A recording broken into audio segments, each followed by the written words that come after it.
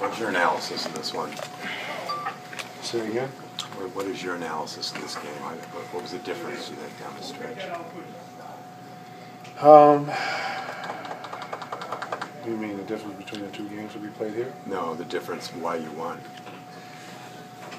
Just execution down the stretch. Okay, I'm a little bit out of it. Just tonight, man, it was just, two teams, just throwing punches, really.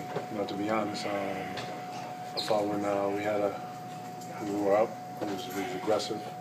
Obviously, they was going to make a run, and got a lot of free throws in that run, got a lot of layups in that run. They was able to get some transition. Once we got that under control, I felt like we got back aggressive. The play calling was all over the place as far as the refs in there, and I thought both teams played through it. And then we got stops. Is it hard, Kevin, knowing what a foul is during the game? Playing, not knowing what's going to be called, or being aggressive, or backing off? It is, but you know what? You have to put the refs in a position to make some calls. Don't stress us to stay aggressive. At times it is difficult, but you can't decipher on your aggression and how aggressive you are, especially during a run. Defensively you want to be in sync.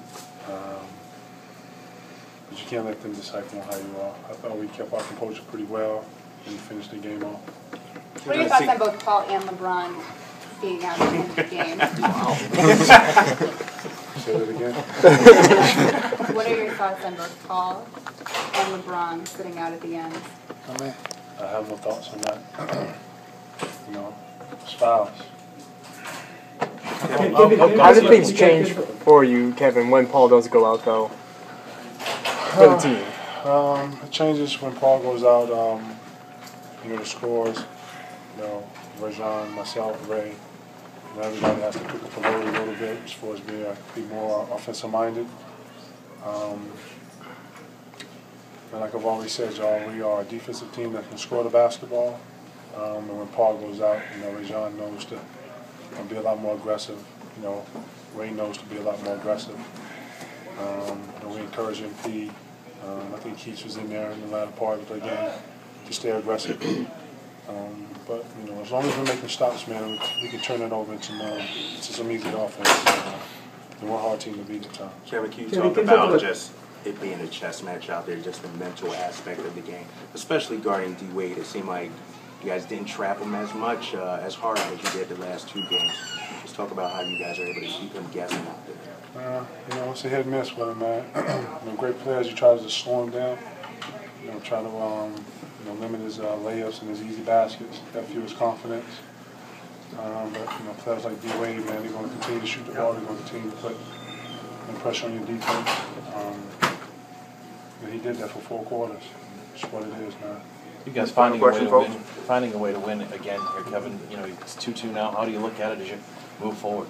Like we've been looking at it, one game at a time, and now we have to go down here and in a crazy environment, and that's what it is, and adapt. Kevin, can you talk about Chet's 2 offensive rebounds at the end of the game? Say it again? Can you talk about Chet's 2 offensive rebounds at the end of the game? MP's 2 offensive rebounds were huge, man. They was huge. They was totally momentum swingers. And I think he's been a little bit hard on himself throughout this whole ordeal.